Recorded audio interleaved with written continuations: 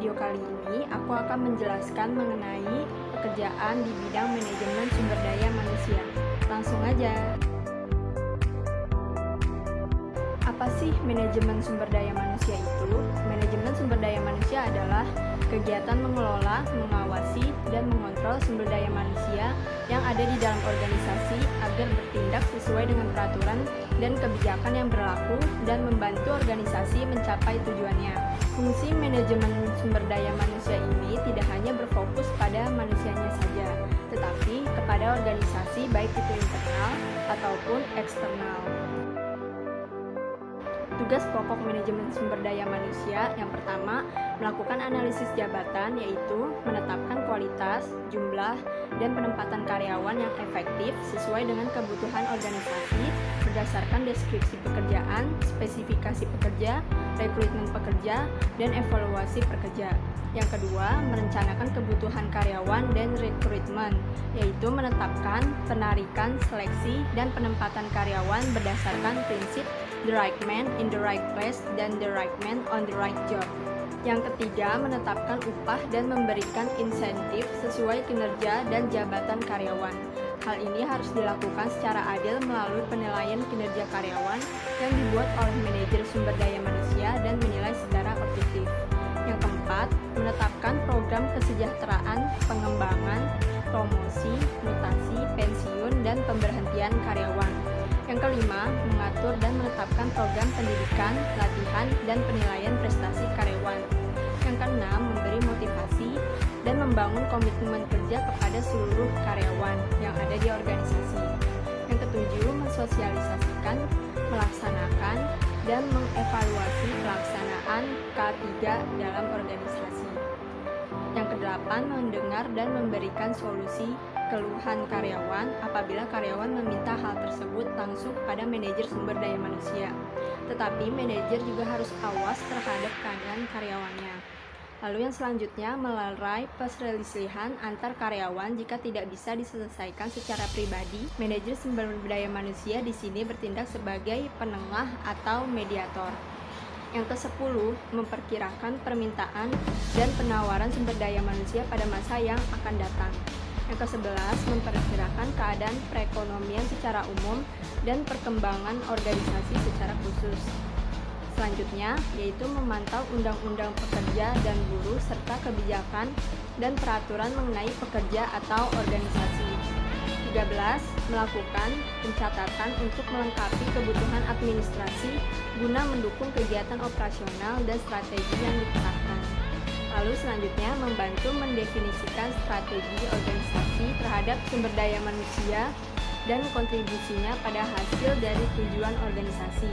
Bertujuan untuk melakukan pendampingan dalam rencana strategis ke dalam aktivitas pelaksanaannya di tingkat operasional.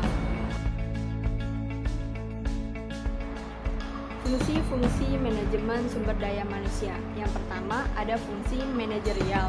Fungsi manajerial itu ada perencanaan, pengorganisasian, pengarahan, dan pengendalian. Yang kedua, ada fungsi operasional. Fungsi operasional itu terdiri dari fungsi pengadaan, yaitu aktivitas perencanaan sumber daya manusia, perekrutan, seleksi, penempatan, dan orientasi pekerja, perencanaan mutu dan jumlah karyawan. Lalu ada fungsi pengembangan, bertujuan untuk meningkatkan keterampilan sikap dan pengetahuan para pekerja sehingga bisa melakukan tugasnya dengan baik. Lalu ada fungsi kompensasi, artinya pemberian penghargaan yang adil dan sesuai kepada pekerja, feedback atas jasa mereka, dan juga memberi evaluasi kepada pekerja yang kurang maksimal dalam bekerja. Lalu ada fungsi pengintegrasian pekerja. Ini meliputi usaha untuk menyelaraskan kepentingan pekerja, organisasi, dan masyarakat. Lalu ada fungsi pemeliharaan untuk memelihara sikap kerja sama dan kemampuan bekerja pada karyawannya. Lalu pemutusan hubungan kerja ialah memutuskan hubungan kerja dengan karyawannya. Selanjutnya ada fungsi pendukung manajemen sumber daya manusia. Yang pertama yaitu desain pekerjaan atau job design. Kegiatan ini berfokus untuk desain pekerjaan untuk seluruh departemen yang ada dalam organisasi, termasuk mendesain jenis pekerjaan dan jumlah pekerja yang dibutuhkan. Lalu ada sistem penilaian kinerja manajemen dan karyawan atau Performance Managering and Performance Appraisal System. Kegiatan ini digunakan untuk penilaian hasil kerja secara individu maupun organisasi. Lalu yang ketiga, ada penelitian dan sistem informasi atau Research and Information System.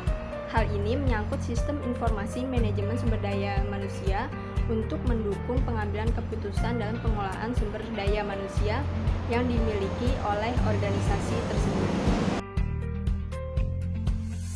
Yang pertama, ada Certified Professional in Human Resources Management atau CPHRM, merupakan pelatihan yang memberikan pelajaran mengenai bagaimana perencanaan strategis perusahaan yang semestinya diselaraskan dengan perencanaan sumber daya manusia, bagaimana membuat kerangka sumber daya manusia, bagaimana konsep ARCA dan peran sumber daya manusia versus peran manajer lini, bagaimana pengembangan organisasi, desain dan implementasinya, bagaimana manajemen pekerjaan, deskripsi pekerjaan, evaluasi pekerjaan, hingga desain peringkat pekerjaan, dan hal lainnya terkait CPHRM.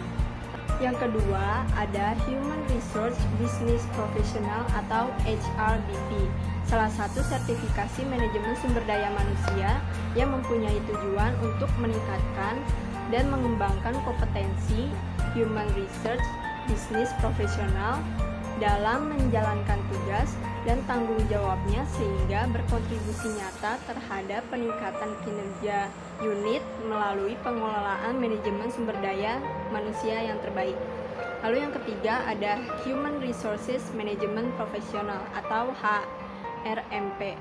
HRMP adalah salah satu sertifikasi untuk manajemen sumber daya manusia yang bertujuan untuk memberikan pengetahuan praktis dan keterampilan yang mendasar dalam bidang manajemen sumber daya manusia yang bersifat umum atau overview, namun dapat dipraktikkan oleh para peserta dalam pekerjaannya masing-masing.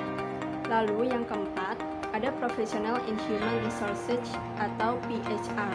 Sertifikasi PHR diberikan oleh Human Resource Certification Institute di Amerika Serikat, menandakan bahwa seseorang memiliki pengetahuan teoritis dan pengalaman praktek dalam manajemen sumber daya manusia yang diperlukan dan pengetahuan di lapangannya.